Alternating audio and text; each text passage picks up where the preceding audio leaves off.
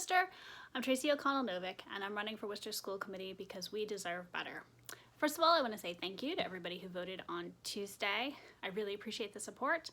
Let's keep it going into November.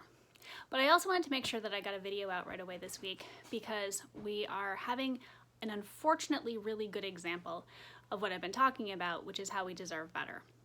For those of you who haven't been watching this closely, back in March, the Worcester Public School Committee sent to the administration a request that they do two things. One, that they send out for bid a 2-year contract for the Worcester Public Schools buses. And second, that they come up with a fully developed plan for the Worcester Public Schools to operate transportation themselves. Now, this isn't new. The Worcester School Committee has been asking and supporting the administration in an effort to move towards district-run transportation since 2010. If you pay really close attention, you might have noticed that some of the buses that say Worcester Public Schools on the sign also say owned and operated by the Worcester Public Schools. There's about 13 big buses now that are being run directly by the district. So this is an unusual request, and there's districts across the state and across the country that run their own systems. Pittsfield's been doing it for 20 years. The Collaborative in the Lower Pioneer Valley recently expanded their local service. And it's really done, of course, for two reasons.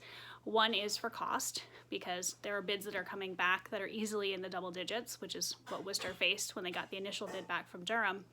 And also for service, because having somebody else, a middleman that you go through as a parent, is really, really frustrating when the bus doesn't come, which is unfortunately what my family experienced again this week when it took me 45 minutes to track down a bus for my daughter that was supposed to pick her up at her usual bus stop at the usual time. So it's not really unusual that Worcester would be considering moving forward with something like this. However, what is unusual is the recommendation the administration gave. There's a 12-page report, which I'll link to in the comments, which gives all of the really excellent reasons why we should be moving forward with district-run transportation. The first and foremost of which is not only improved service, but that we would save $2.1 million over Durham's bid for next year.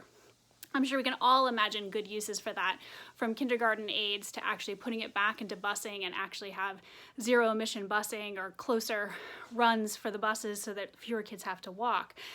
But the problem is that along with the recommendation comes one from the district, which is that we should stay with Durham. We should pay $2.1 million more, and we should stay having the same terrible service, even though this has been the plan for the past almost 10 years. That's pretty inexplicable, and it makes you wonder, who is it that this administration is working for? And the school committee makes us wonder who they are working for. We'll find out on Monday night. If you're available, 5 p.m., Finance and Operations meets at the Durkin Administration Building. The full committee, of course, meets on Thursday at 7 o'clock at City Hall. Tracy O'Connell-Novick, and I'm running for Worcester School Committee because we deserve better.